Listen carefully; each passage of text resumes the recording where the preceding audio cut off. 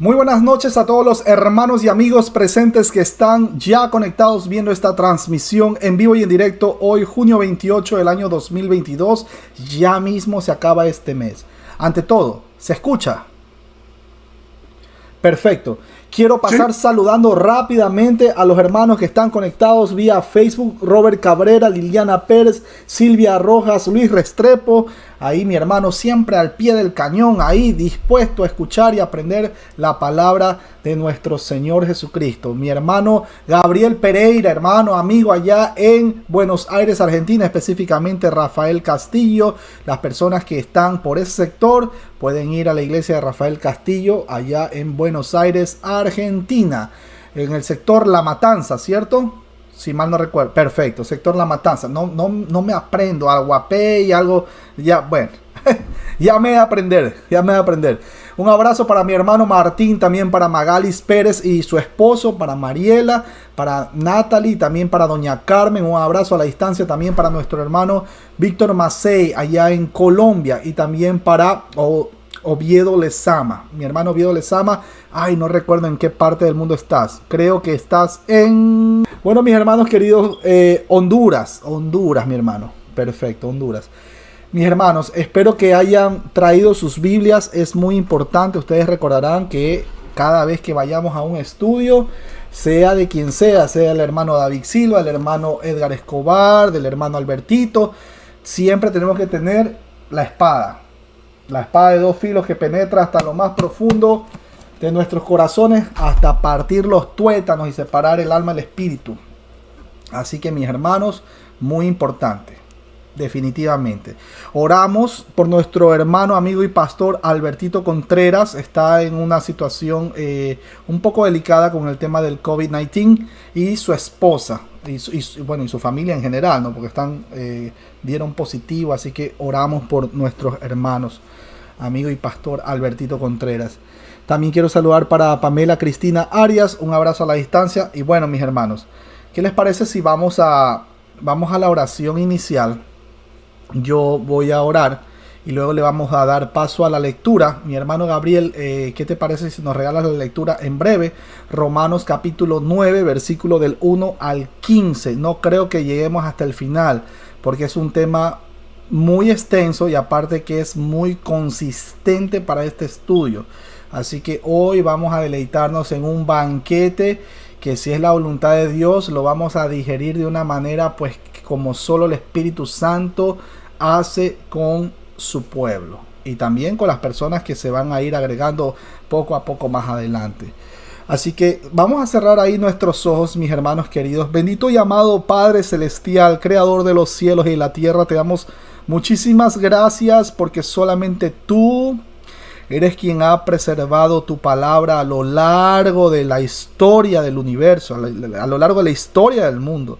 Gracias, Padre Santo, porque solamente tú eres quien ha dado el conocimiento, ha abierto el entendimiento de todas las personas que han venido predicando tu palabra desde el Antiguo Testamento hasta el Nuevo Testamento. En el Antiguo Testamento teníamos a los patriarcas, los profetas. En el Nuevo Testamento tenemos a los discípulos, los apóstoles y ahora pues tenemos nosotros los hermanos que predicamos la palabra. Tu palabra que es vida, que testifica de aquel que viene por segunda vez para recoger a su iglesia sin mancha, pulcra, nuestro Señor y Salvador Jesucristo. Te rogamos, Padre Santo, ayúdanos con ese discernimiento para poder entender la revelación que ya está dada. Ayúdanos con esa iluminación para poder entender todos estos secretos. Queremos deleitarnos en este banquete, que sea de edificación para el cuerpo de nuestro Señor Jesucristo. Te lo rogamos, quédate con nosotros.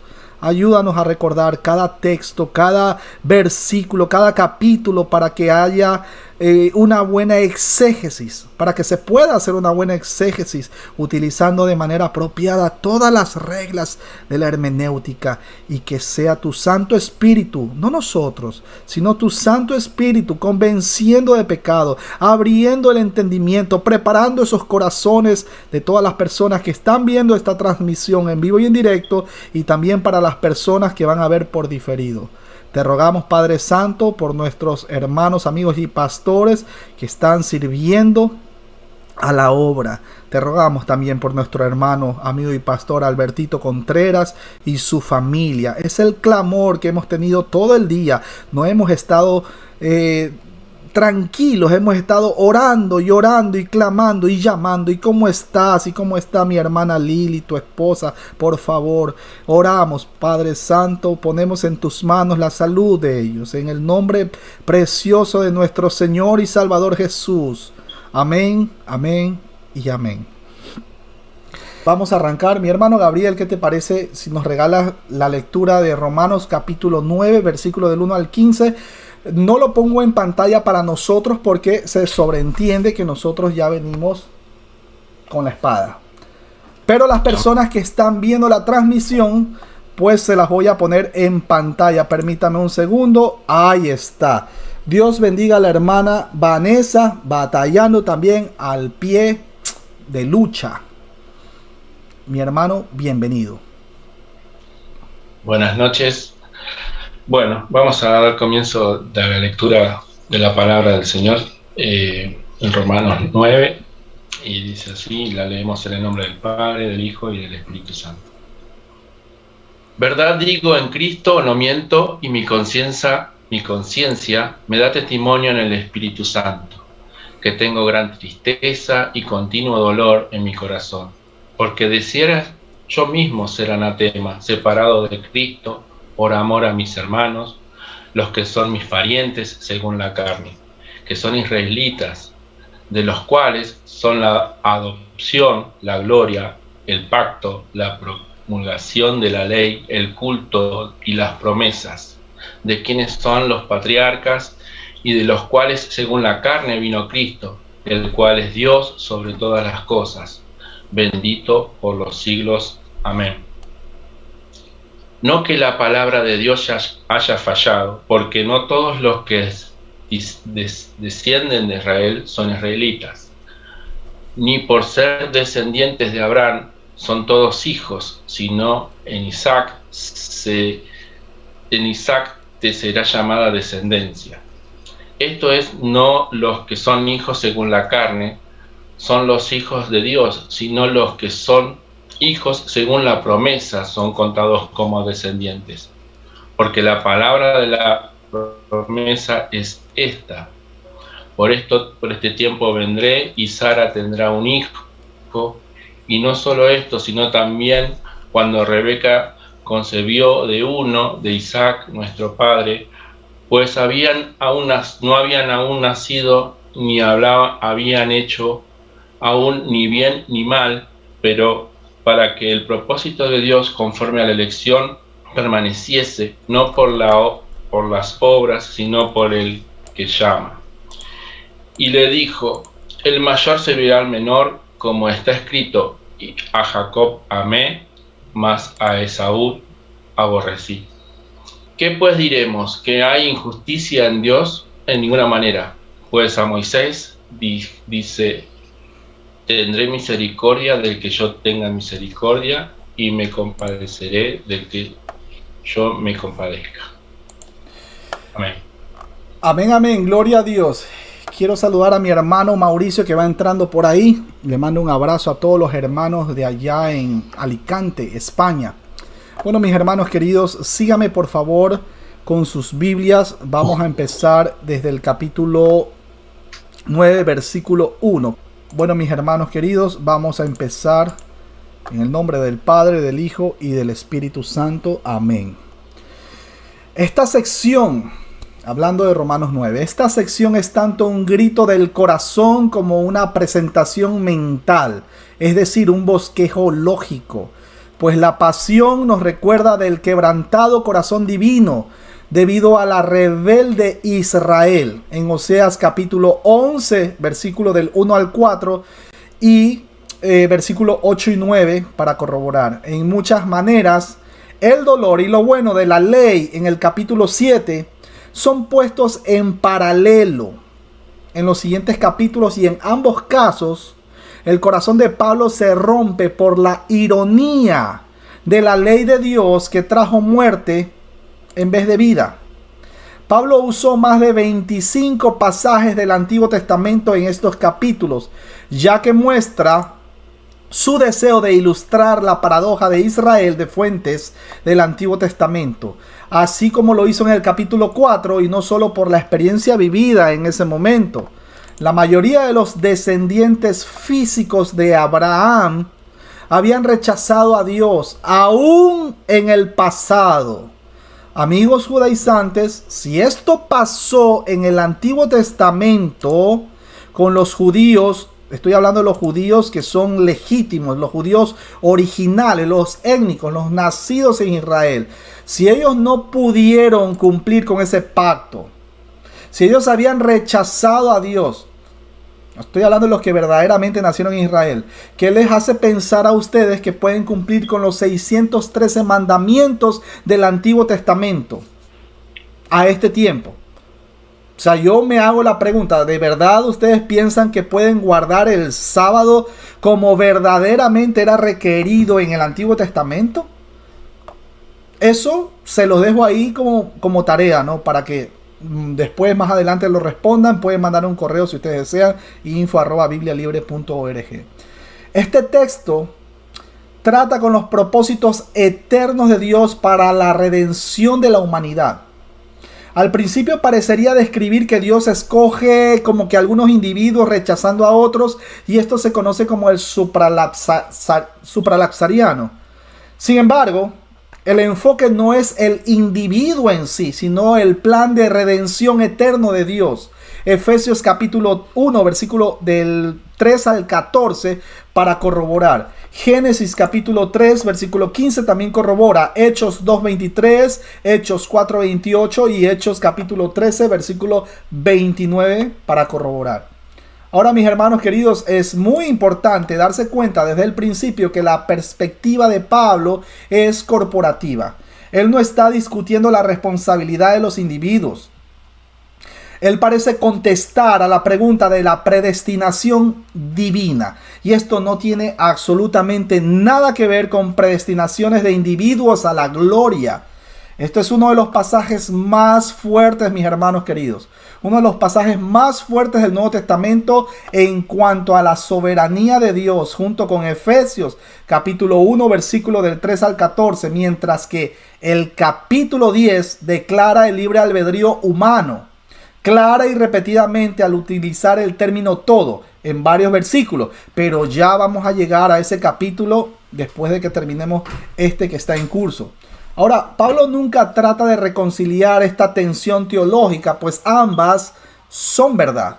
La mayoría de las doctrinas bíblicas están presentadas en pares dialécticos, y no debemos ser tan lógicos para probar con textos bíblicos solo un aspecto de la verdad bíblica, pudiendo acarrear una herejía. Recuerden, tenemos que predicar todo el consejo de Dios, la palabra de Dios de manera completa. Es decir, hay una verdad absoluta, que Jesús viene. Eso es una verdad, eso es irrefutable, eso es innegable. Jesús, el Señor, viene, y eso es ortodoxo, primario, doctrinal, esencial. Si alguien dice que Jesucristo el Señor no viene, eso es una herejía. Ojo con eso. De allí que venga antes de la gran tribulación, en medio de la gran tribulación o después de la gran tribulación, eso ya es un tema secundario, pues esto no afecta a la doctrina fundamental. Ahora, otra cosa sería decir que vino en el año 1914 y como no se vio llegar, bueno, terminar justificando de que fue de forma invisible, contradiciendo las escrituras donde dice todo ojo lo verá. Ojo con eso. Y ya que la Biblia dice esto, y conforme hemos venido estudiando en estas transmisiones, sabemos obviamente que todos nosotros, los que hemos quedado vivos, vamos a pasar hasta el último día de la gran tribulación. Pero eso ya es otro tema que no quiero tocar ahora porque no es el tema de enfoque. Los versículos 1 y 2 forman una sola oración gramatical en el griego, y Pablo está dando razones del cómo ellos, o sea, la iglesia de Roma, podían saber que le estaba diciendo la verdad nuestro hermano Pablo. Por ejemplo, punto número 1, sus conciencias guiadas por el Espíritu Santo. Punto número 2, su unción con Cristo. Como punto número 3, sus profundos sentimientos para la nación de Israel. Ahora sí, empezamos y síganme con sus Biblias en el versículo 1. Lo pongo en pantalla para los hermanos que están viendo la transmisión. Verdad digo en Cristo, no miento, y mi conciencia me da testimonio en el Espíritu Santo. Cuando el texto menciona verdad digo en Cristo, no miento, Pablo con frecuencia hacía esta declaración o una similar acerca de Dios como su testigo. Segunda de Corintios 11:10 lo corrobora. Gálatas 1:20. Primera de Timoteo 2:7. Segunda de Corintios capítulo 1 versículo 23. Filipenses 1:8. Primera de Tesalonicenses 2:5. Y también Primera de Tesalonicenses 2:10 para corroborar. Era su manera de declarar la fidelidad de sus enseñanzas y sobre todo de su predicación. Cuando el texto menciona mi conciencia, esto se refiere al sentido moral. ¿Guiado por quién? ¿Por su libre albedrío? No, por el Espíritu Santo, dado por Dios, el cual mora en la vida de cada creyente. En un sentido, esta es la clave del origen o fuente de autoridad de nosotros como creyentes. El problema, mis hermanos queridos, surge cuando los creyentes y también los no creyentes continuamos rechazando la palabra y el Espíritu. Es entonces fácil dar razones por el pecado de uno mismo. Primera de Timoteo capítulo 2, versículo del 14 al 16 y Primera de Timoteo 2, Primera de Timoteo 4:2. ¿Ok? Ahora es la palabra de Dios aplicada y explicada por el Espíritu de Dios. ¿A dónde? A nuestra mente. Primera de Timoteo 1:5 y Primera de Timoteo 1:19. Recuerden que conforme vamos leyendo y leyendo y leyendo más la palabra, Dios mío, más se va abriendo el entendimiento. Y parecería como que, oye, pero mi hermano Martín, nosotros ya leímos este texto.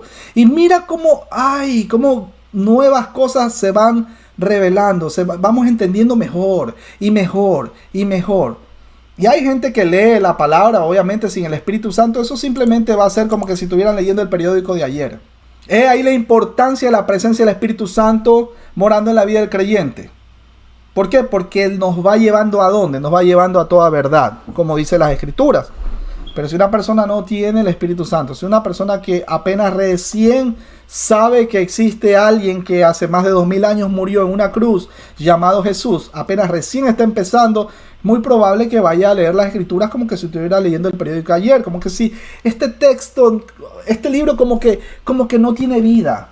Esto es como que no. Y hay gente que dice, muchas veces he escuchado que Jesucristo viene desde la época de los adventistas del séptimo día, cuando recién se fundaron como secta, o los testigos de Jehová con Charles T. Russell, el fundador de los testigos de Jehová. Pero bueno, seguimos, mis hermanos queridos. Debemos tener mucho cuidado, porque nuestras conciencias pueden ser condicionadas por la cultura y por la experiencia. Recuerden, nosotros tenemos que basarnos en las Escrituras, la sola Escritura. Nosotros no nos basamos o no hacemos doctrina basado en experiencias ni en situaciones emocionales que me pasó, ni que yo tuve un sueño, ni que yo como que me pareció ver una visión. Mi hermano, acuéstese más temprano y cuando vaya a dormir no coma tan pesado de noche para que no tenga esos, entre comillas, sueños apocalípticos.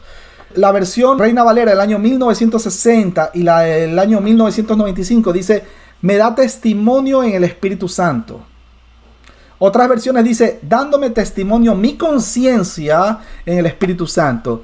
Y la nueva versión internacional dice, mi conciencia me lo confirma en el Espíritu Santo. Ojo, y aclaro, porque es muy importante para que no se vaya a malinterpretar. Esto porque Pablo, además de ser un seguidor de Cristo, era apóstol y el canon de las Sagradas Escrituras todavía no estaba cerrado.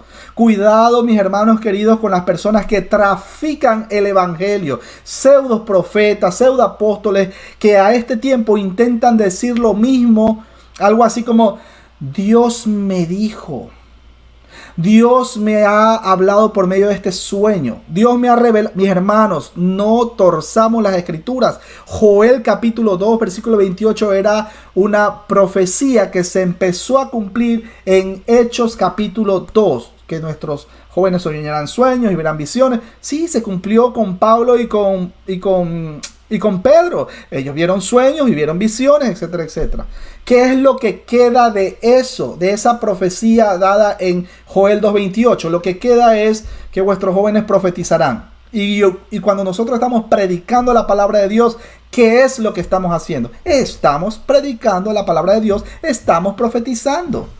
¿Qué es profetizar? Es hablar lo que ya está escrito. El canon está cerrado, no hay más revelación, lo que hay es iluminación, o sea, entendimiento de las Sagradas Escrituras, que solamente el Espíritu Santo es quien nos ayuda para poder entender y poder predicar con esa dunamis, incluso hasta en las cárceles, sin miedo. Vaya, lleve el mensaje, predíquelo.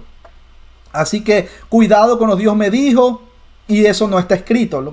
Mira, es que aquí en esta iglesia a alguien le pusieron los cuernos, a alguien le engañaron, a alguien...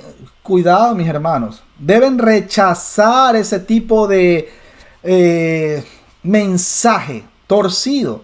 Exhortarlos de ser posible delante de todos para que agarren temor de la palabra de Dios y de ser posible salga corriendo de esa sinagoga de Satanás. Huyan de ese tipo de lugares donde la gente dice con presunción: Dios me dijo. Tengamos mucho cuidado. Tenemos que predicar la palabra con temor y temblor. Seguimos al versículo 2. Que tengo gran tristeza y continuo dolor en mi corazón. Nuestro hermano Pablo hablando. Pablo creía que él tenía un llamado y un mandato especial de Cristo Jesús el Señor. Hechos capítulo 9, versículo 1 al 22 lo corrobora, y Gálatas 1:1. Él era un apóstol genuino y hablaba con autoridad divina. 1 Corintios 7:25 y 1 Corintios 7:40 para corroborar. Él compartía el dolor que Dios sentía por los incrédulos y la recalcitrante nación de Israel. Los judíos habían tenido tantas ventajas, y Pablo declara 3 razones por las cuales él creía que estaba diciendo la verdad. Primero, su unión con Cristo. Segundo, su conciencia. Y tercero, su entendimiento guiado por el Espíritu Santo. Ahí no tiene nada que ver que él fue criado a los pies de Gamaliel, que venía de la tribu de Benjamín. Ahí no tiene absolutamente nada que ver con las credenciales. Era el mismo Señor Jesucristo que lo había preparado y entrenado. Ok, versículo 3. Porque deseara yo mismo ser anatema, separado de Cristo por amor a mis hermanos, los que son mis parientes según la carne. La versión Reina Valera del año 1960 y la de 1995 dice: porque deseara yo mismo. Otras versiones dice: porque desearía yo mismo. La Nueva Versión Internacional dice: desearía yo mismo.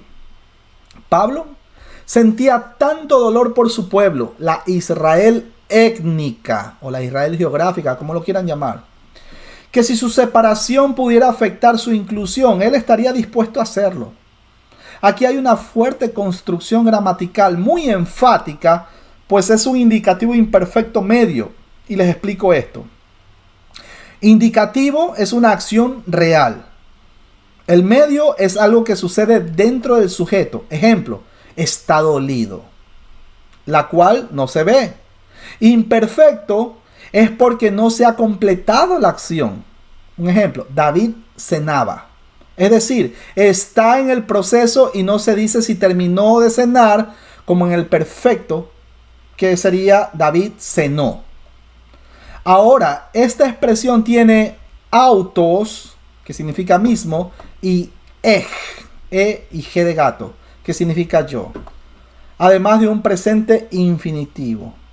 La intensidad y carga de la oración de Pablo es muy similar a la oración intercesora de Moisés por la Israel pecadora en Éxodo capítulo 32. Ustedes recordarán del versículo 30 al 35.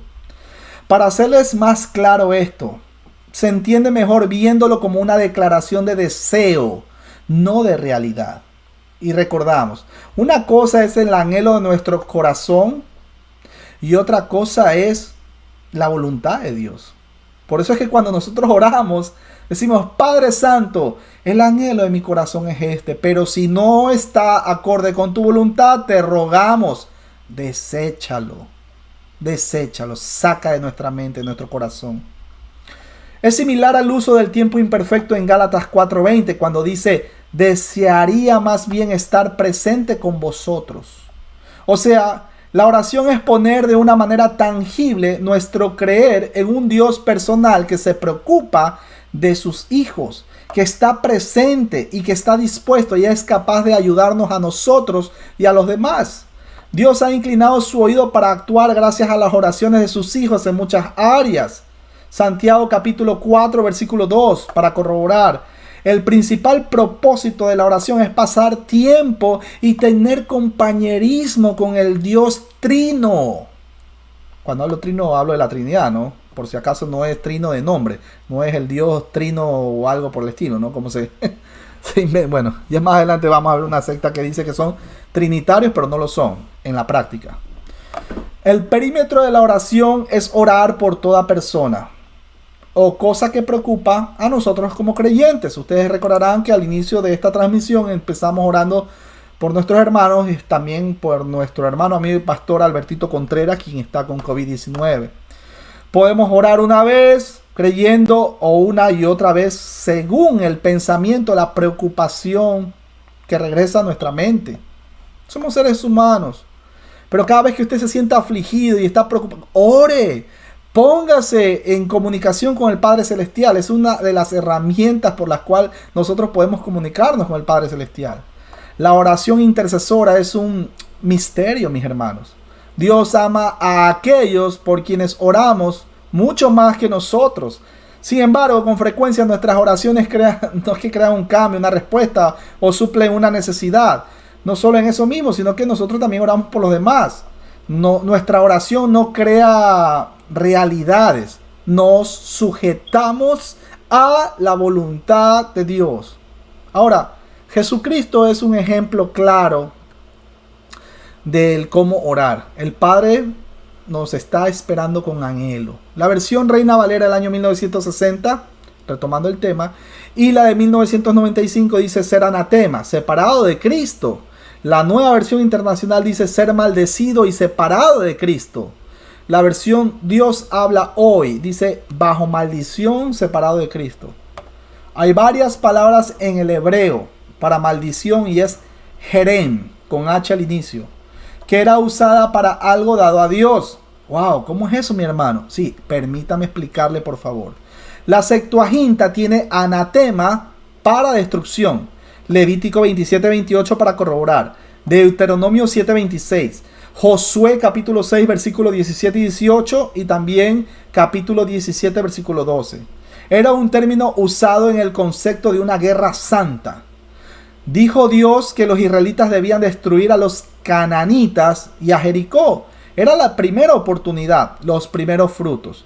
En el Nuevo Testamento, anatema y sus formas relacionadas eran usadas en varios sentidos diferentes.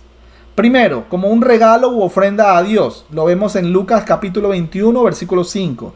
Segundo, como un juramento hasta la muerte. Hechos 23:14. Tercero, como una maldición o una imprecación. Marcos 14, versículo 71. Cuarto, tenemos también como una fórmula de maldición dada en contra de Cristo. Primera de Corintios 12:3 para corroborar. Y como quinto punto, el dar algo o a alguien para juicio o para destrucción de Dios. Primera de Corintios 16:22 para corroborar y Gálatas capítulo 1 versículos 8 y 9. Es así que los cristianos podían oír, dada la naturaleza del sincretismo helénico, la horrible blasfemia, Jesús sea anatema. Eso es una blasfemia, mis hermanos. La horrible blasfemia de predicadores aparentemente inspirados, ya sea por negación de lealtad, presionado por los paganos o como manera de desacreditar al Señor Jesús aquí en la tierra, en contraste con el Cristo exaltado, 1 Corintios 12:3 para corroborar. De allí que Pablo podía desear por el bien de sus hermanos no convertidos ser anatema. O sea, mire cómo tengo que ponerlos en contexto para entender por qué nuestro hermano Pablo dijo esas palabras. Lo que significa separación de Cristo, y podía declarar anatema y el retiro del conocimiento de la iglesia cristiana a todo aquel que predicara cualquier otro evangelio. Gálatas capítulo 1, versículo 8 y 9 para corroborar. En los versículos 4 y 5 hay una serie de frases, pronombres, que deletrean con detalle gráfico los privilegios de la nación de Israel. Su incredulidad hacía mucho más evidente su culpabilidad a la luz de todas estas ventajas. Recuerden que a quien mucho se le da, mucho se le demanda. Lucas capítulo 12, versículo 48 para corroborar. Versículo 4 dice que son israelitas, de los cuales son la adopción, la gloria, el pacto, la promulgación de la ley, el culto y las promesas. Cuando el texto menciona israelitas, este era el nombre de pacto del Antiguo Testamento para la semilla de Abraham. El nombre de Jacob fue cambiado al de Israel después de un encuentro crucial con Dios, y se convirtió en el título colectivo para la nación judía. Génesis capítulo 32 versículo 28 para corroborar. Su etimología, mis hermanos, puede ser que el Dios triunfe y por implicación no las artimañas de Jacob. Cuando el texto menciona de los cuales son la adopción, literalmente dice a quienes pertenece la adopción como hijos. En el Antiguo Testamento el plural de hijos usualmente se refería a los ángeles. Job capítulo 1 versículo 6 para corroborar. Job 2:1, 38:7, Daniel 3:25, Salmos 29:1, Salmos 89 versículos 6 y 7. Mientras que el singular se refería a, anoten si quieren, primero, al rey de Israel. Y eso lo corroboramos en 2 Samuel 7:14. Segundo, a la nación de Israel. Deuteronomio 14:1 y Oseas 11:1. Tercero, al Mesías. Salmos 2:7. La metáfora principal de Pablo para hablar de la salvación era la adopción, a diferencia de Pedro y Juan, que usaba nacer otra vez o nacer de nuevo. Ambas son metáforas tomadas de la familia y no es una metáfora de la cultura judía, sino de la cultura romana. Recuerden, mis hermanos, que les dije en 2 transmisiones anteriores que la adopción era un procedimiento muy costoso. Estoy hablando dentro de la cultura y de la ley romana. La adopción era un procedimiento muy costoso y esto llevaba mucho tiempo realizar en aquel entonces, bajo la ley romana. Una vez adoptada, la persona era considerada una nueva persona que no podía ser legalmente desheredada o mandada a asesinar por su padre adoptivo. Ojo con eso. Es importante que entendamos esto para que nuevamente volvamos a entender el contexto de Romanos capítulo 8, versículos del 35 al 39. ¿Quién nos separará del amor de Dios, etcétera, que es en Cristo Jesús, etcétera, etcétera? Cuando el texto menciona aquí la gloria, como les he dicho anteriormente, la raíz hebrea de esta palabra significaba ser o estar pesado, lo cual era una metáfora para lo que era valioso.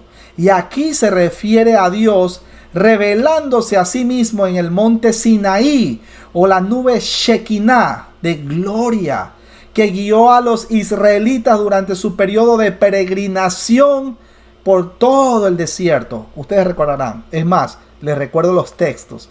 Éxodo 19, versículos 18 y 19 y Éxodo 40, versículos del 34 al 38.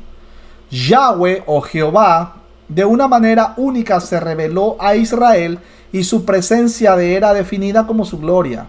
Primera de Reyes 8:10 para corroborar y también el versículo 11 y Ezequiel 1:28. cuando el texto menciona el pacto, en los antiguos manuscritos P46, B y D, se usa la palabra en singular pacto y la forma plural pactos.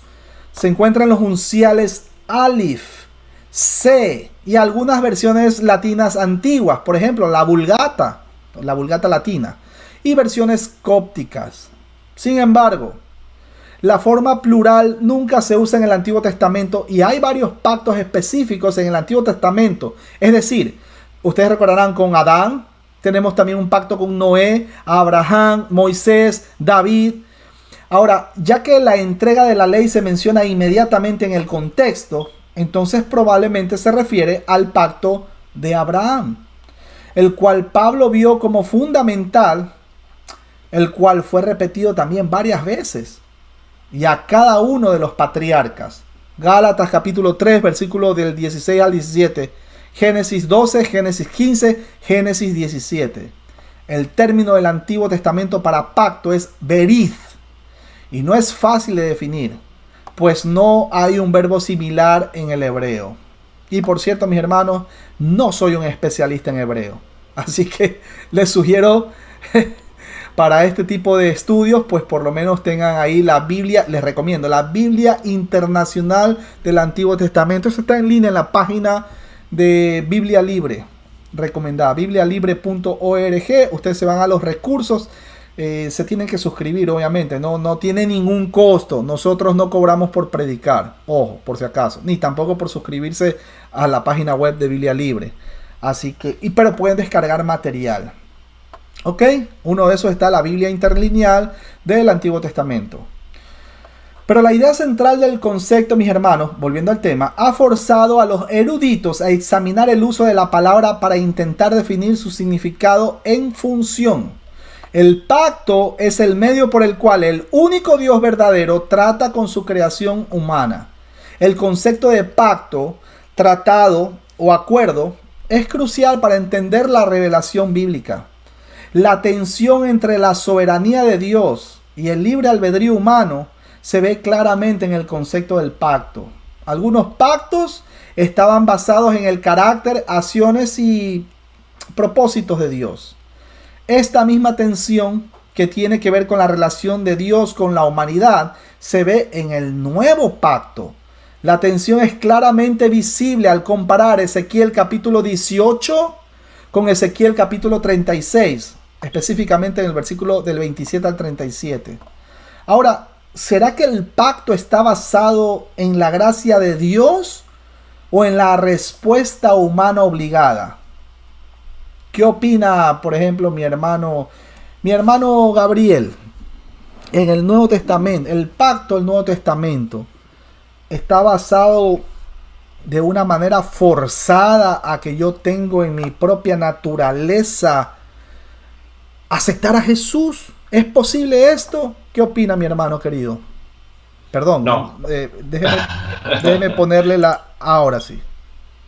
¿Es posible esto? ¿Puede alguien aceptar a Jesús de así en su propia naturaleza? Imposible. Nosotros estamos literalmente muertos y por gracia el Señor nos escoge, ¿no? Y nos lleva de muerte a vida. Ese es el milagro justamente que vivimos en primera persona. Amén, amén, gloria a Dios. Ahora, alguien ha de preguntar, bueno, y si nosotros somos salvos por gracia, ¿cómo se salvaban en el Antiguo Testamento? Por gracia, regalo inmerecido. No, pero es que la ley, espérate, la gracia y la ley, dos caras de la misma moneda, siempre ha existido. No existe tal cosa como que la dispensación de la ley, que la dispensación de la gracia. Y entonces, ¿cómo se salvaba en el Antiguo Testamento? No, es que se salvaban bajo el mérito humano propio. Pero y entonces la salvación toda la vida ha sido por obras y no ha sido por gracia. Y eso como que contradice muchos textos de las Sagradas Escrituras. Ya vamos por ahí, ya vamos por ahí. Seguimos. Muchas gracias, mi hermano Gabriel. Seguimos. Este es el asunto clave entre el antiguo y el nuevo pacto, pues la meta de los dos son las mismas. Es decir, la restauración de la comunión perdida en Génesis capítulo 3. Recordarán que algo se perdió, algo se contaminó, algo afectó. Y eso afectó a toda la raza, incluso hasta el mismo universo. La restauración de la comunicación perdida en Génesis 3 y el establecimiento de un pueblo justo que refleje ¿qué? El carácter de Dios. El nuevo pacto de Jeremías capítulo 31, versículo 31 al 34, resuelve esta tensión al hacer a un lado el desempeño humano como el medio para lograr la aceptación divina. La ley de Dios se convierte entonces en un deseo interno en nuestro ser, nuestro espíritu. Un deseo interno en vez de una actuación externa. La meta de lograr un pueblo justo y santo permanece igual, pero la metodología cambia. La humanidad pecadora demostró ser incapaz de reflejar la imagen de Dios. Es más, se las voy a poner más fácil. Para los que se jactan de que la ley que yo puedo guardar el sábado. Si los judíos del Antiguo Testamento pisoteaban la ley, no pudieron cumplir la ley, fueron idólatras, fueron paganos, se burlaron en la cara del mismísimo Padre Celestial. ¿Qué les hace pensar a los amigos judaizantes de que pueden guardar un sábado acorde como verdaderamente el judío étnico, el nacido en Israel, lo hacía? ¿Qué les hace pensar de que se pueden circuncidar para intentar lograr una salvación? De hecho, Pablo dijo, ojalá se mutilasen para los que perturban. Palabras de nuestro hermano Pablo. Seguimos, mis hermanos queridos. La misma tensión entre los pactos incondicionales y condicionales del Antiguo Testamento permanecen en el Nuevo Testamento. La salvación es absolutamente gratuita por la obra. No, pues mi hermano, usted me dijo que no era por obra. Espere, déjeme terminar la frase. Por la obra terminada de Jesucristo el Señor. Pero requiere de un arrepentimiento y fe, tanto inicial como continuamente. Ahora, sabemos que una persona natural no podrá acceder a esto. ¿Por qué? Porque está muerto espiritualmente. Solamente los que nacen de nuevo podrán acceder a esto. Juan capítulo 3. Y no hay un método humano, un sacrificio humano que reemplace la obra de Cristo Jesús para nosotros levantarnos entre los muertos o de esa muerte espiritual nosotros mismos. Es a la vez un pronunciamiento legal como un llamado a ser como Cristo. Es tanto una oración de aceptación en el indicativo como una oración imperativa a la santidad. Ahora, la vida de santidad se convierte en la evidencia de la salvación, no el medio por el cual somos salvos. Recordamos, mis hermanos queridos, que el ser humano por su propia cuenta no produce santidad. Si quieren lo vuelvo a repetir. Si quieren lo anotan y vuelvan a ver la transmisión. Recordamos que el ser humano por su propia cuenta no produce santidad. En esta semana, o sea, ¿por qué hago un énfasis a esto? En esta semana había subido un post en el grupo por ahí de Biblia Libre, ¿no? Este post tenía una imagen de un, no sé cómo le llaman en Argentina, un asado. Un asado, una parrillada, creo que le llaman en otro lado. Había subido un post de un asado. Ahí se veía pues la carne de cerdo, los chorizos, la morcilla. Alguien por ahí me escribió y me lanzó un texto que obviamente estaba fuera de contexto, fuera de base, y decía: sin santidad nadie verá a Dios. Así, sin santidad nadie verá a Dios. Ahora, yo le respondí de una manera humilde, de una manera discreta, la interpretación correcta del texto que usted acaba de mencionar. Primero, el ser humano por su propia cuenta, por su propia naturaleza, no genera santidad. Véalo, Génesis 3. ¿Qué pasó en Génesis 3? Segundo, Dios es quien genera o da ese querer como el hacer para las personas, para que, estoy hablando de los cristianos, para que de una manera sinérgica pueda lograr el cristiano estar en santidad. Filipenses capítulo 1, versículo 6 para corroborar y Filipenses 2:13. Tercer punto, cuando el texto menciona sin santidad nadie verá a Dios. Ahora, póngase a pensar qué pasaría si en este momento cualquiera de nosotros ve a Dios, el cual es santo 3 veces, como dice el libro de Isaías capítulo 3. ¿Qué pasaría si en este momento, así como estamos, vemos a Dios, el cual es santo 3 veces? La respuesta es sencilla. Morimos instantáneamente. Analicemos el por qué.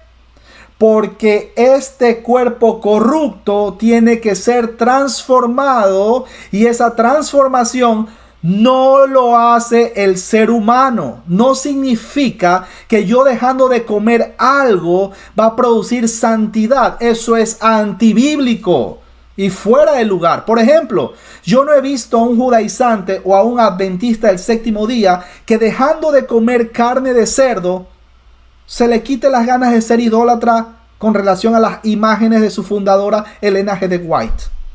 Eso es ridículo, mis hermanos. Yo no he visto que alguien que deje de comer carne de cerdo va a dejar de ser un mentiroso, va a dejar de ser un fornicario, va a dejar de ser un, de mirar a la mujer ajena. Y esto en general, cristiano o no cristiano. Yo no he visto que dejando de comer algo va a hacerme... Eso no es que hace y se cumple. Eso es lo que creen sectas como los budistas. ¿Se dan cuenta, mis hermanos? Es ahí la importancia de entender las escrituras y eso cuadra con lo que nuestro hermano Pablo dijo, por ejemplo, en 1 Corintios capítulo 15, versículo del 52 al 55. Y les voy a leer para que ustedes lo tengan en su mente. En un momento, en un abrir y cerrar de ojos, a la final trompeta, porque se tocará la trompeta, y los muertos serán resucitados incorruptibles, y nosotros seremos transformados, porque es necesario que esto corruptible se vista de incorrupción, y esto mortal se vista de inmortalidad. Y cuando esto corruptible se haya vestido de incorrupción y esto mortal se haya vestido de inmortalidad, entonces se cumplirá la palabra que está escrita: sórbida es la muerte en victoria. ¿Dónde está, oh muerte, tu aguijón? ¿Dónde, oh sepulcro, tu victoria? Mis hermanos, ¿ven la importancia de quitarse esas gafas de yo soy un ultra puritano? Que lo único que hace es parecernos más al fariseo de Lucas capítulo 18. Y les recuerdo y aclaro, el significado de santo no es moralmente correcto. ¿Por qué? Porque ahí como que entro en contradicción con 1 de Juan 1.8 y 1 de Juan 1.10, que el que dice que no peca, pues lo hace mentiroso al Señor. Y de paso estamos mintiendo nosotros. Entonces, y de paso ya no seríamos santos. El significado de santo, para nuestros amigos que son muy ultra legalistas y por ahí quieren subir posts ahí en el grupo de Facebook de Biblia Libre y por acá y tienen una ultra unción de santidad, etcétera, les explico. El significado de santo no es moralmente correcto, sino aquellos que Dios apartó para otorgarles la fe y la gracia de la salvación sin mérito humano. Sin mérito humano. El hecho de que yo predique la palabra de nuestro Señor, por amor a Dios primeramente y segundo por amor al prójimo, es una consecuencia de que el Espíritu Santo me está inquietando día a día para que yo continúe llevando el mensaje, preparando este banquete para ustedes. Una vez más, no es que yo dejando de comer carne de cerdo. Por eso no se abstengan. Si uno de mis hermanos presentes me quiere invitar algún día en este lado, en New Jersey, me quiere invitar a un asadito, a una comidita y tiene morcilla, no se abstenga. Tranquilos, tranquilos. Bienvenido sea. Bueno, mis hermanos, seguimos. Cuando el texto menciona la promulgación de la ley o el culto, permítame un segundo que lo ponga en pantalla el texto. Permítame un segundo. Ahí está. Cuando el texto menciona la promulgación de la ley, el culto, esto podría referirse a cuando Moisés recibió la ley en el monte Sinaí y el desarrollo de la adoración en el templo o posiblemente el tabernáculo durante la peregrinación en el desierto. Habíamos visto Éxodo 19, Éxodo 20, Éxodo 25, bueno, hasta el capítulo 40. Cuando el texto menciona las promesas, Dios ha revelado sus futuros planes a través del Antiguo Testamento. Hechos 13:32 para corroborar. Tito 1:2, Hebreos 1:1. De paso, les cito 2 de Pedro capítulo 1, versículo del 19 al 21, para que lo tengan en mente. Debido a que el pacto es mencionado ya con anterioridad, entonces las promesas se refieren al Mesías que tenía que venir, Cristo Jesús. Génesis 3:15, imagínense, desde Génesis 49:10, Deuteronomio 18:15, Salmos 16:10, Salmos 16:22, Isaías 7:14, Isaías 9:6, etcétera, etcétera. Es decir, estas promesas o pactos son tanto incondicionales como condicionales. Ellas eran incondicionales en cuanto a Dios, pero condicionados por la fe y obediencia de la humanidad. Génesis capítulo 15, versículo del 12 al 21 para corroborar, y Génesis 15:6. Solo la Israel étnica tenía la revelación de Dios antes de la venida de Cristo Jesús.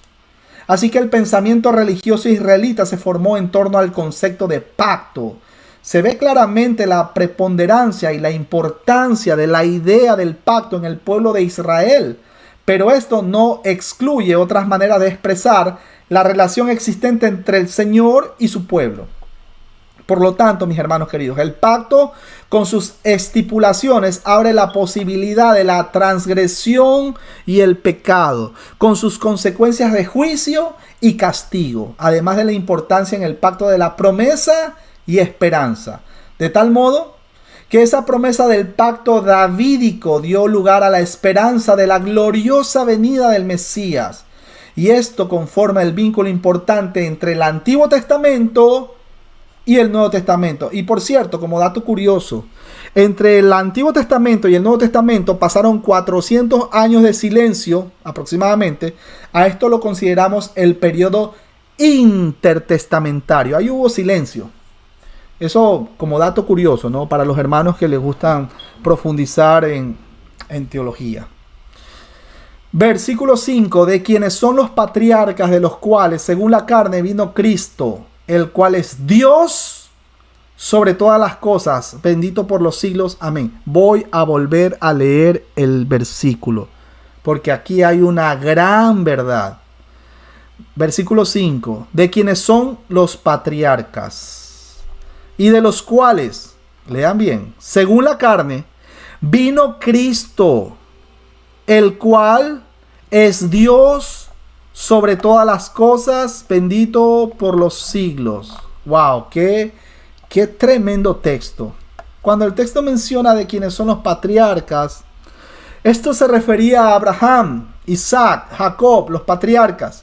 Deuteronomio capítulo 7, versículo 8 para corroborar. Y también tenemos Deuteronomio 10:15.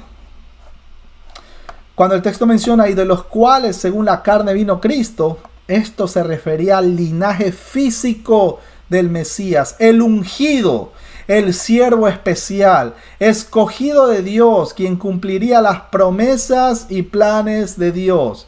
El término Cristo, Christos, es la traducción griega de la palabra hebrea ungido, Mesiaj. En el Antiguo Testamento, 3 grupos de líderes estaban ungidos con un aceite especial apartado para ello. Primero, tenemos los reyes de Israel. Anoten eso porque es importantísimo. Primero, los reyes de Israel. Segundo, los sumos sacerdotes de Israel. Tercero, los profetas de Israel. Mi hermano, era un símbolo para decir que aquella persona había sido escogida y equipada por Dios para su servicio. Cristo Jesús, en estos 3 oficios ungidos, ya los cumplió. Él los cumplió. Porque Él es rey, sumo sacerdote y profeta. Hebreos 1, versículo del 2 al 30 para corroborar. Él es la revelación completa de Dios porque Él era Dios encarnado. Isaías 7:14 para corroborar. Isaías 9:6, Miqueas 5, versículo del 2 al 5 y Colosenses capítulo 1, versículo del 13 al 20. La versión Reina Valera del año 1960 y la 1995 dice: Cristo, el cual es Dios sobre todas las cosas, bendito por los siglos. Amén. Otras versiones de la Biblia dice: el Cristo, el cual está sobre todas las cosas, Dios bendito por los siglos. Amén. La Nueva Versión Internacional dice: Cristo, quien es Dios sobre todas las cosas, alabado sea por siempre. Amén. Gramaticalmente, esto podría ser una doxología al Padre, pero el contexto favorece la afirmación de Pablo de la deidad de Cristo. Hermano, ¿cómo es eso? O sea que Cristo es Dios, la segunda persona de la deidad. Pablo no usa theos para referirse a Jesús con frecuencia, pero sí lo usa Hechos capítulo 20, versículo 28, Tito 2:13 y Filipenses 2:6. Todos los padres de la iglesia primitiva interpretaron este texto como una referencia a Cristo Jesús, el cual es la segunda persona de la deidad.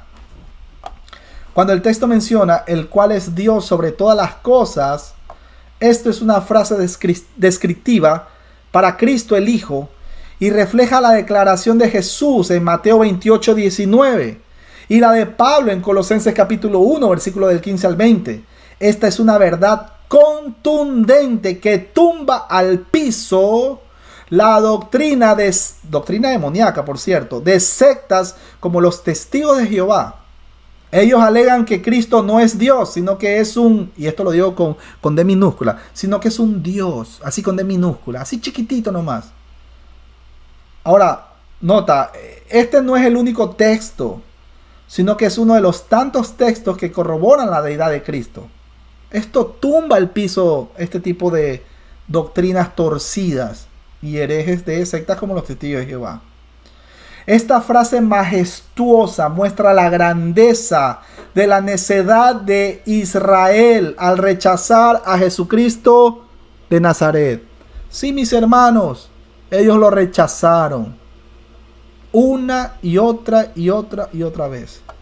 Cuando el texto menciona por los siglos, esta frase idiomática del griego literalmente significa por las edades. Y es una de varias frases relacionadas como nunca jamás o por todas las edades. Parecería no haber distinción entre estas expresiones para decir por siempre. Lucas 1:33 para corroborar, Gálatas 1:5, Primera de Timoteo 1:17, Mateo 21:19, Marcos 11:14, Lucas 1:55, Juan 6:5, Juan 12:8, Segunda de Corintios 9:9 y Efesios 3:21. El término edades puede ser plural en un sentido figurado de la construcción gramatical rabínica llamada el plural de majestad. Ojo, que este plural lo utilizan anacrónicamente los unicitarios, otra secta, para usar Génesis capítulo 1 versículo 26. O puede referirse al concepto de varias edades en el sentido judío de la edad de la inocencia, o era de la maldad, era por venir o era de justicia. Por cierto, mis hermanos queridos, les recomiendo el video, es muy importante, el video de la Trinidad en el Antiguo Testamento y también el video de la Trinidad en el Nuevo Testamento de nuestro hermano Edgar Escobar en el canal Biblia Libre Prédicas, el domingo pasado y el domingo anterior. Así que les recomiendo, claro, conciso, detallado. No, también tiene muchos detalles adicionales. O sea, si usted quiere hacer una buena apologética, o sea, defensa de la fe, ante una persona que de una denominación sectaria como los Testigos de Jehová o los Unicitarios, usted tiene que ver esas dos prédicas. Se las recomiendo, mis hermanos. Está cargadísimos de textos bíblicos que corroboran de una manera exegética. Les recomiendo. Ahí les encargo. Seguimos, mis hermanos queridos. Versículo 6. No que la palabra de Dios haya fallado, porque no todos los que descienden de Israel son israelitas. La palabra de Dios, cuando el texto menciona esto, en este contexto, esta frase se refiere a las promesas del pacto del Antiguo Testamento. Las promesas de Dios son firmes. Números capítulo 23, versículo 19 para corroborar. Isaías 48, Isaías 55, 11 y 59, 21. La versión Reina Valera del año 1960, la del año 1995, dice haya fallado. La nueva versión internacional dice ha fracasado. La versión Dios habla hoy dice hayan perdido su validez. Este término es ekpit y fue usado en la Septuaginta varias veces para referirse a algo o a alguien que estaba cayendo. Isaías capítulo 6 versículo 3 e Isaías 14, 12 para corroborar. Es un indicativo perfecto activo, el cual denota un estado de ser con resultados que permanecen, pero es negado. La versión de Reina Valera del año 1960 y la de 1995 dicen, porque no todos los que descienden de Israel son israelitas. Otras versiones dicen, porque no todos los descendientes de Israel son Israel. El significado de esta declaración paradójica gira alrededor de los diferentes significados bíblicos del término Israel. Vamos a ver el significado del término Israel. Primero, Israel, es decir, los descendientes de Jacob. Génesis, capítulo 32, versículo del 22 al 32 para corroborar. Como segundo punto tenemos Israel, es decir, el pueblo elegido de Dios. Tercero, el Israel espiritual. Es decir, la iglesia. Gálatas 6:16, 1 de Pedro 2:8 y 1 de Pedro 2:9, Apocalipsis 1:6. Ahora, nota importante. Y esto, por favor, mis hermanos. Cuando digo Israel espiritual, no digo que nosotros debemos judaizar, ni debemos adoptar costumbres, ni celebrar fiestas de Israel. De esto creo que ya lo habíamos hablado en transmisiones anteriores. Yo no celebro ni siquiera las fiestas de Ecuador. Por cierto, yo nací en Ecuador. Dios bendiga a Ecuador. Necesita oración a Ecuador. No estamos diciendo, cuando estamos diciendo la Israel espiritual, no estamos diciendo que tenemos que adoptar todas las costumbres, fiestas, modismos, que tengo que disfrazarme, ponerme un kippah, vestirme de blanco, amarrarme aquí el cinturón el cinturón que uso para ir a trabajar. No está hablando de eso. No está hablando de eso. Ya habíamos visto qué significa verdaderamente ser, cuando un gentil o un judío nace de nuevo, viene a ser llamado cristiano. No es que el uno va a adoptar cultura del otro, ni viceversa. No es que el judío va a comer arepa de chicharrón, como lo hacen los colombianos. O se va a tomar unos mates, como lo hacen en Argentina. No, eso no es así. Ojo con eso. Versículo 7. Ni por ser descendientes de Abraham son todos hijos, sino en Isaac te será llamada descendencia.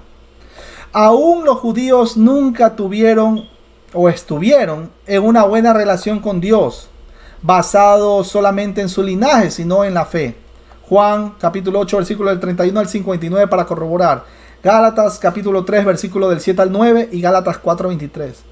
Fue el remanente que creyó, quien recibió las promesas de Dios y caminó en ellas. ¿Por qué? ¿Por guardar el sábado? No, sino que caminó en ellas por fe.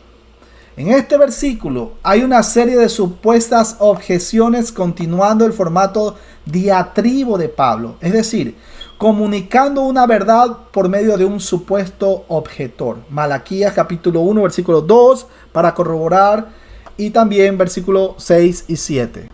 La segunda mitad de este versículo es una referencia de Génesis 21:12. Pues no todos los hijos de Abraham eran hijos de la promesa del pacto de Dios.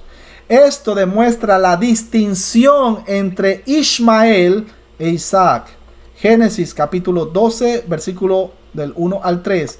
Génesis capítulo 15, versículo del 1 al 11. Gálatas 4:23. Versículo 8. Esto es, no los que son hijos según la carne son los hijos de Dios, sino los que son hijos según la promesa son contados como descendientes. Ya vamos desenterrando un tesoro ahí. Vaya notando. Aquí Pablo está usando el término carne para referirse a la descendencia nacional. Él está contrastando a los hijos naturales de Abraham, o sea, los judíos étnicos, con los hijos espirituales, es decir, los hijos de la promesa de Abraham que confiarán por fe en el Mesías prometido de Dios. Esto no es el mismo contraste como en el capítulo 8, versículo del 4 al 11, cuando habla de la humanidad pecadora versus la humanidad redimida. Versículo 9, porque la palabra de la promesa es esta: por este tiempo vendré, y Sara tendrá un hijo. Esta es una referencia de Génesis capítulo 18, versículo 10 y también versículo 14. El hijo de la promesa, o sea, la semilla, vendría de Sara por la iniciativa de Dios. Esto eventualmente culminaría en el nacimiento del Mesías. Isaac fue un cumplimiento especial de la promesa de Dios dada a Abraham en Génesis capítulo 12, versículo del 1 al 3. 13 años, por cierto. 13 años antes. Ojo con esto. Versículo 10. Tenemos. Y no solo esto, sino también cuando Rebeca concibió de uno, de Isaac, nuestro padre. Mis hermanos queridos, apunten esto, anoten y ténganlo en mente. Mire qué gran detalle. Vamos a desenterrar otro tesoro. Las esposas de Abraham, Isaac y Jacob eran estériles. No podían concebir. Su incapacidad de tener hijos era una de las maneras en que Dios quería mostrar que Él estaba en control de las promesas del pacto de la línea mesiánica. La otra manera en que Dios quería mostrar que Él estaba en control de las promesas del pacto era que la verdadera línea mesiánica nunca procedía a través del hijo mayor, de los patriarcas, lo cual era pues una expectativa cultural ahí entre los judíos. Los versículos 11 y 12 son una sola oración gramatical en el griego. Este relato es tomado de Génesis capítulo 25, versículos 19 al 34. Y este ejemplo es usado para probar que la elección es de Dios y no del linaje humano o del mérito o de logros humanos, ni porque alguien venga y diga: yo tuve a mi abuelito que estuvo en el holocausto nazi y ese de ahí, por haber sido israelita, yo también soy Israel y yo también merezco la salvación. No, señores, no es así. Hechos 4:12 claramente dice: fuera de Cristo no hay salvación. Ustedes, mis hermanos, no van a entrar en el linaje de manera forzada, intentando guardar el sábado, circuncidándose en el caso de los varones, o diciendo Yeshua HaMashiach, o disfrazándose de un judío étnico. Este es el corazón del evangelio, el nuevo pacto. Jeremías capítulo 31, versículo del 31 al 34 lo corrobora, y también Ezequiel capítulo 36, versículo del 22 al 36. Pero recuerden que la elección de Dios no era con el propósito de excluir, sino de incluir. El Mesías vendría de una semilla selecta, pero Él vendría para todos los que ejercitan la fe, para los suyos, los escogidos para salvación. Versículo 11. pues no habían aún nacido. Ajá, aquí hay un texto muy fuerte. Versículo 11. Pues no había aún nacido, ni habían hecho aún ni bien ni mal, para que el propósito de Dios conforme a la elección permaneciese, no por las obras, sino por el que llama. Qué fuerte. Cuando el texto menciona propósito, este es un término compuesto que dice pro, que significa más, y también tit, que significa mi, el cual tiene varios significados. Ejemplo, en Romanos 3:25, exponer públicamente o un regalo propiciatorio. Segundo, planear de antemano. Tenemos de Pablo, como Romanos 1:13, y también de Dios, Efesios 1:9. La forma sustantiva prótesis es usada en este texto, y el cual significa poner delante. Para los amigos que están viendo la transmisión en pantalla, yo lo voy a poner ahí. Permítame. Ahí está. Ahí tenemos los términos compuestos con la preposición ante o pro en los capítulos 8 y 9 y Efesios 1. Progin SK, que significa anticipado conocimiento, Romanos 8:29. Segundo, tenemos prorixo, que significa diseñar de antemano, Romanos 8:29 y Efesios 1:5. Tenemos también prótesis, que significa propósito predeterminado, Romanos 9:11. Proeoimás, que significa dar un prefacio de antemano, Romanos 9:23. Prolec significa dicho anteriormente, Romanos 9:29. También tenemos proelpis, que significa esperado de antemano. Esto lo vemos en Efesios capítulo 1, versículo 12. Seguimos, mis hermanos queridos. Versículo 12. Se le dijo, el mayor servirá al menor. Esta es una referencia a la profecía de Génesis 25:23 relacionada con Esaú y Jacob. Ustedes recordarán. Esto demuestra que Rebeca y Jacob actuaron en base a la profecía y no por una ganancia personal. Al engañar a Isaac para obtener la bendición, aunque no fue la forma correcta, y se darán cuenta por las consecuencias de este acto. Versículo 13. Como está escrito, a Jacob amé, mas a Esaú aborrecí. Cuando el texto menciona esto, mas a Esaú aborrecí, esta es una referencia de Malaquías capítulo 1 versículos 2 y 3. Cuando el texto menciona odiar o aborrecer, literalmente significa desatendí. Es una expresión hebrea de comparación y suena muy dura en el español. Pero podemos comparar Génesis 29, versículo del 31 al 33, Deuteronomio 21:15, Mateo 10, versículos 37 y 38, Lucas 14:26 y Juan 12:25. Los términos antropomórficos, amar y aborrecer, tienen que ver no con las emociones de Dios hacia estos individuos, sino con su compromiso con la línea y la promesa mesiánica. Jacob fue el hijo de la promesa basada en la profecía de Génesis capítulo 25, versículo 23.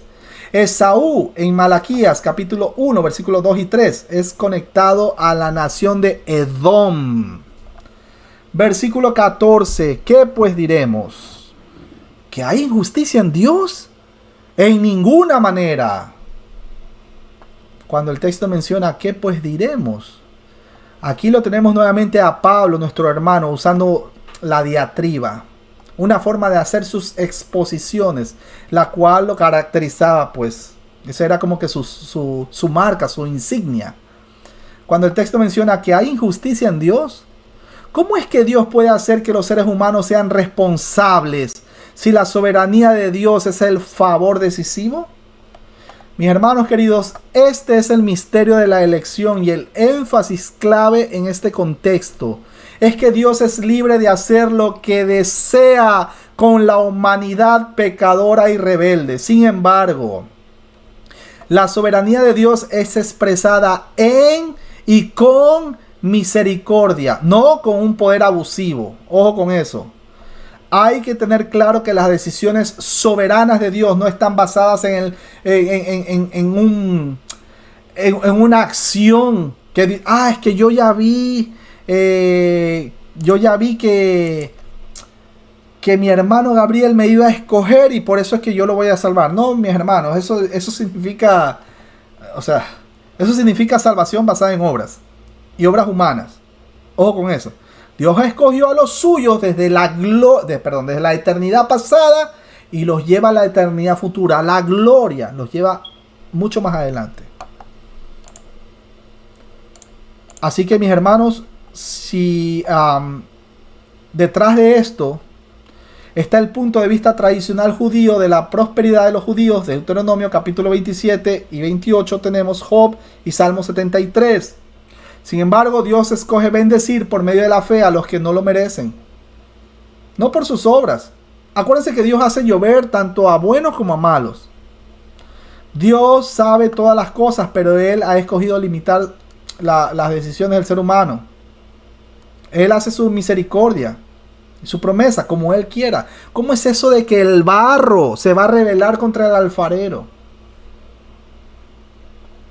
Cuando el texto menciona en ninguna manera, esta es una rara forma optativa que fue usada por Pablo para una negación enfática, usualmente para dirigirse a las preguntas de un objetor diatribo. Gálatas capítulo 2, versículo 17 para corroborar y Gálatas 3:21. También tenemos Gálatas 6:14.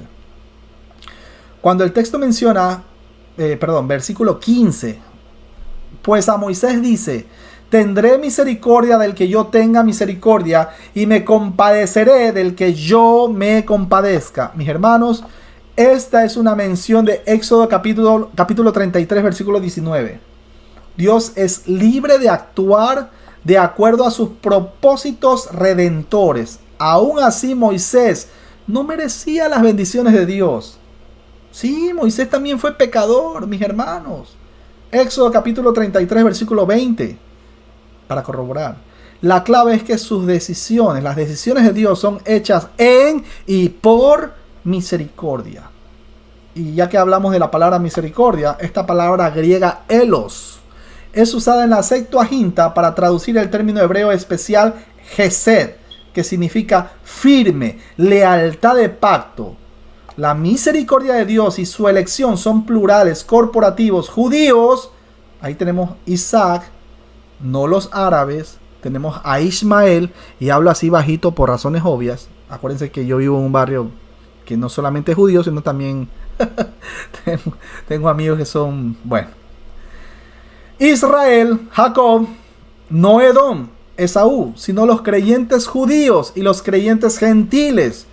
Esta verdad, una de las claves para descifrar el misterio de la doctrina de la predestinación o la redención universal. La otra clave es el contexto de los capítulos 9 hasta el 11.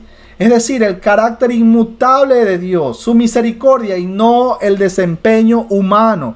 Mis hermanos, la misericordia a través de selección eventualmente alcanzará a todos los que creen en Cristo Jesús. Así que la misericordia abre la puerta de la fe a todos. La pregunta es, ¿van a acceder todos? ¿Qué dice la Escritura? Muchos son los llamados, pero pocos ¿qué? Pocos los escogidos. Mis hermanos, es Dios quien salva. Es Dios quien salva, no el ser humano, no el hombre que se salva a sí mismo. Es Dios quien salva. Y Dios lo hace sin mérito humano alguno, porque la salvación no es por obras. Efesios capítulo 2, versículos 8 y 9 para corroborar, Tito 3:5, entre otros pasajes. Muchos pasajes. Ustedes notarán la actitud de un cristiano versus la actitud de un religioso. Ustedes verán siempre la humildad de un nacido de nuevo versus la arrogancia y la prepotencia del que cree que Dios le debe algo al ser humano para salvarlo. Dios me debe la salvación porque yo he hecho todas estas obras.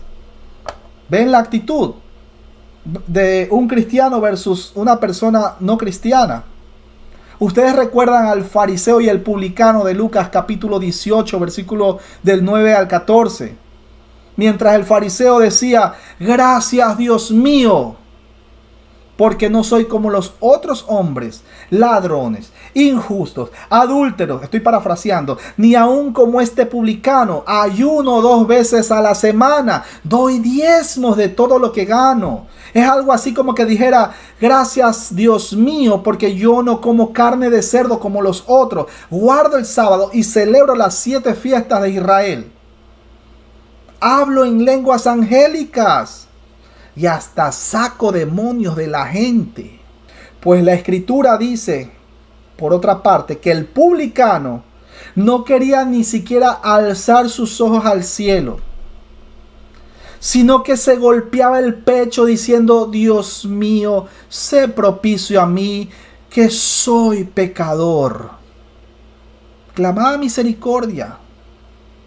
Conocía su condición pecaminosa. Vergüenza tenía de sus pecados.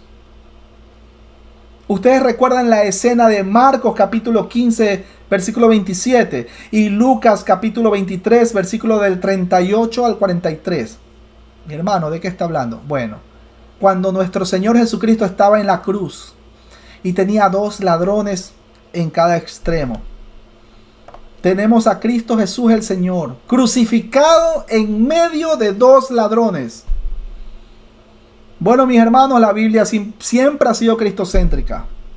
Siempre Cristo será el centro de todo en la historia de la redención. Es más, estaba en el medio de todos los ladrones. En esa misma escena tenemos a los 2 ladrones que estaban padeciendo con el Señor, agonizando con el Señor. Estos 2 ladrones tipifican a toda la raza humana. El primer ladrón en la cruz, soberbio, arrogante, egocéntrico, tipifica o representa el típico idólatra de su propio yo.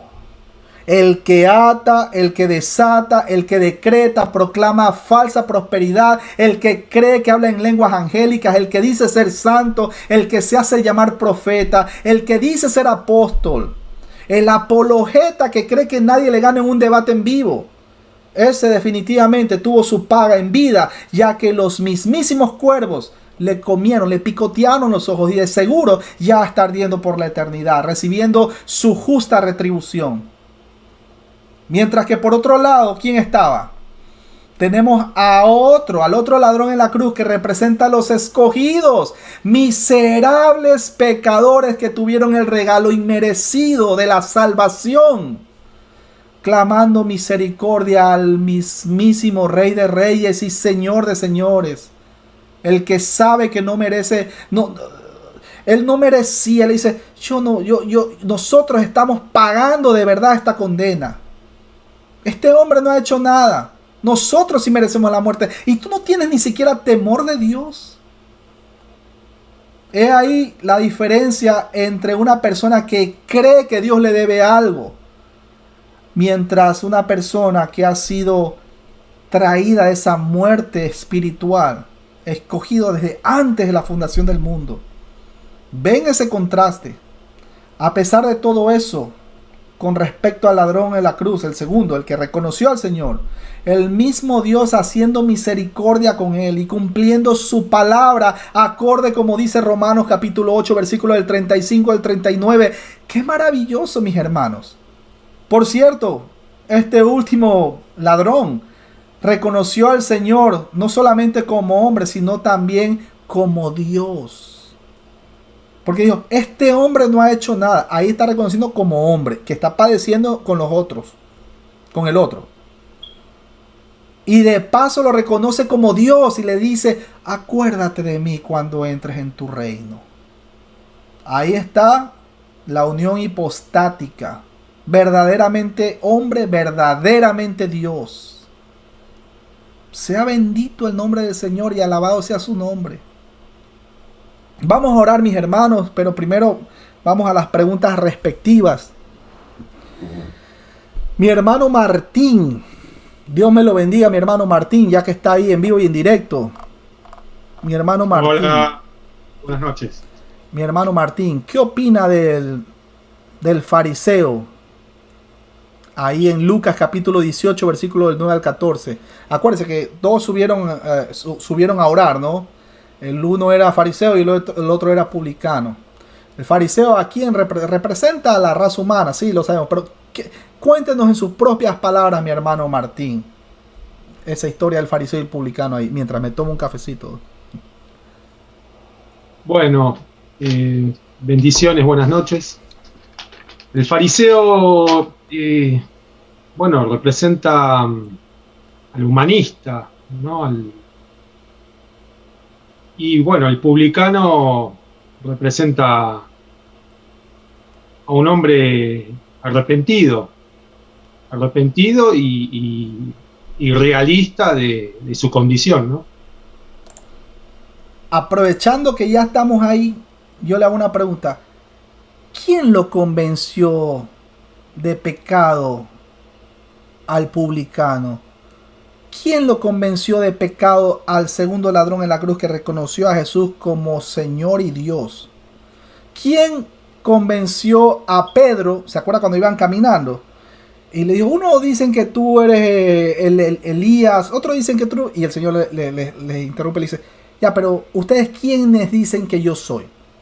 Y Pedro dice, tú eres el Cristo, el Hijo del Dios vivo. Yo le hago una pregunta. ¿Quién lo convenció a estas personas para que pudieran venir despertarlo y reconocer que Jesús es el Señor? ¿Quién los convenció? Opción 1, el libre albedrío, la propia naturaleza, el yo. Opción 2, el Espíritu Santo. Cuéntenos, mi hermano Martín. Bueno, sin duda la opción 2, el Espíritu Santo. Sea bendito el nombre del Señor. Definitivamente.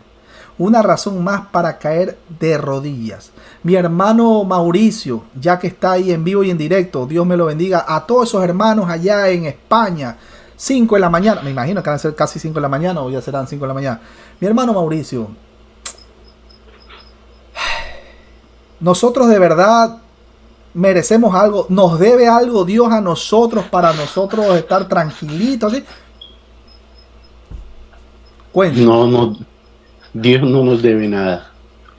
Somos inmerecedores de la misericordia de Él. Por eso es por gracia. Dios nos amó a pesar de. Antes nosotros somos deudores y no tendremos cómo pagarle jamás a Él. Él nos compró. ¿Existe alguna obra que nosotros hagamos en nuestra propia humanidad que pueda reemplazar el sacrificio, la obra perfecta de Cristo Jesús en la cruz, para que nosotros digamos, merecemos la salvación? No hay ninguna obra. No hay ninguna obra que podamos nosotros hacer para salvarnos. Y si yo Eso no... es un... Perdón, siga usted. No, dime. Y si yo soy una persona que no he nacido de nuevo, pero soy un religioso, que digo inclusive que hasta hablo en lenguas angélicas, y yo pregunto, ¿cómo son mis obras ante el Padre Celestial? Un trapo de inmundicia. Son todas nuestras obras. Son basura. No sirven de nada. Las obras no nos van a salvar. Así mismísimo dice la Escritura. Y si nuestro Señor Jesucristo, y si la salvación hubiera sido verdaderamente por mis obras, ¿para dónde yo me iría pasando de esta vida ya cuando cierre mis ojos para siempre?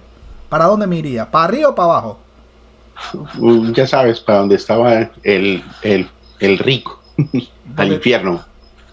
Para allá nos iríamos. A conocer, por obras. A conocer a Diego Armando Maradona, imagínense.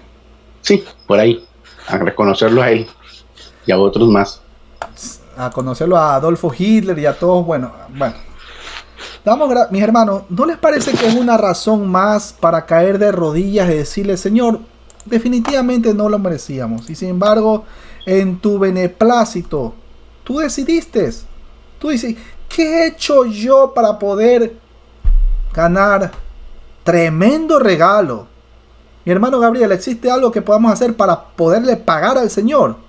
Así como para estar a mano, ¿no? Y no deberle nada. ¿Existe algo que podamos hacer para poderle pagar por ese sacrificio? No, absolutamente nada. No hay nada que podamos hacer para pagarle su regalo inmerecido, ¿no? Es algo no tiene precio. De pronto dejando de comer carne de cerdo, guardando el sábado, no. No.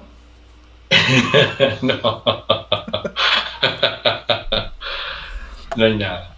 No hay nada. Se dan cuenta la importancia de que en los evangelios, bueno, sea registrado cada detalle de lo que pasaba, incluso en el momento en que nuestro Señor estaba en la cruz. Se dan cuenta de los detalles. ¿Cómo anotaron? Y estaban dos ladrones en la cruz. Y el uno le dijo, ya pues, si tú eres el Cristo, bájate ahorita mismo de esta cruz. Pero él por amor a nosotros no lo hizo. Él no rechazó el plan. Siguió y completó el plan. Por amor a los suyos. Imagínense. ¿Cuántos intentos de Satanás intentando truncar el plan redentor? Ustedes recordarán a Pedro. Señor, ahí viene el humanismo. Pedro representa el humanismo. De ninguna manera permitas que te pase eso. No vayas a la cruz. No, Señor, no vayas. ¿Qué le dijo el Señor? Quítate de mí, Satanás. Quítate delante de mí. Porque no pones las cosas en las cosas de Dios. No pones tu mira en las cosas de Dios. Sino que, estoy parafraseando, ¿no? Sino que pones las cosas, tu mira en las cosas emocionales y que no, y que... Bueno. Mis hermanos queridos, ¿qué les parece si cerramos nuestros ojos? Vamos a agradecer al Padre Celestial. La próxima transmisión va a estar... Bueno, ahí mejor no les hago los avances porque después... Vamos a cerrar nuestros ojos, mis hermanos. Bendito y amado Padre Celestial, Creador de los cielos y la tierra. Se ha predicado tu palabra. Te damos muchísimas gracias por ese regalo inmerecido que tú nos diste aún cuando nosotros no lo merecíamos. Muchas gracias porque sabemos que no puedes ver algo bueno en nosotros y a pesar de eso, en tu beneplácito, ya nos tenías visto desde antes de la fundación del mundo.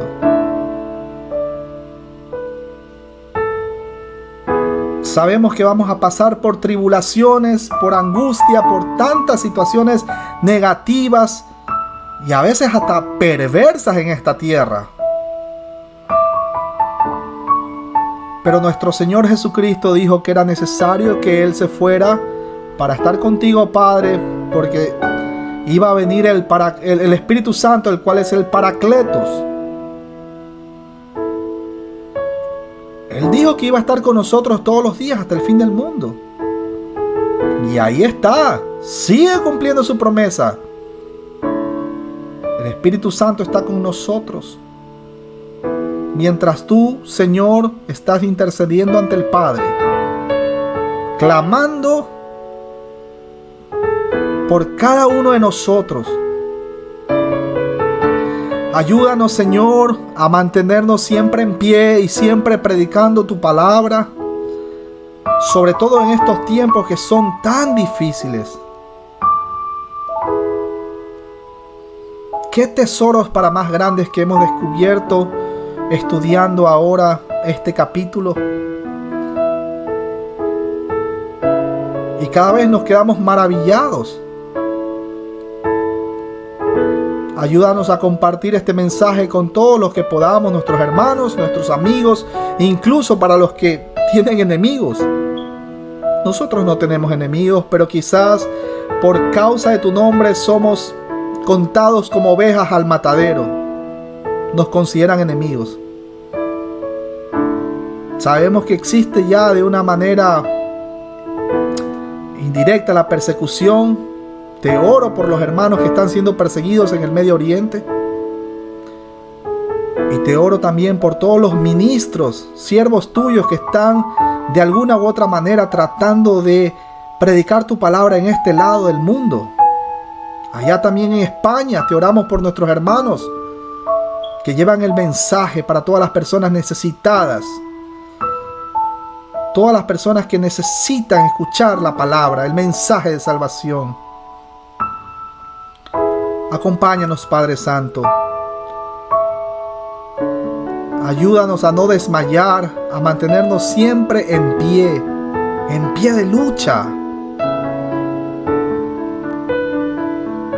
No permitas que se nos vayan las ganas de predicar debido a las circunstancias, obstáculos. Indistintamente si se burlan de nosotros. Mira, el profeta Jeremías lloró por Israel. Necios, tercos, duros, corazones de piedra. Y a pesar de eso, él no desmayó. No desmayó. Hizo tu voluntad, y es lo que pedimos ahora, Padre, en oración. Ayúdanos a mantenernos siempre haciendo tu voluntad. Te suplicamos. Te oro por mis hermanos de este ministerio, también por mi hermano Albertito, quien dio positivo al COVID. Nada se escapa de tus manos, Padre. Bendice su familia. Bendice a la familia de mi hermano Edgar, a su esposa,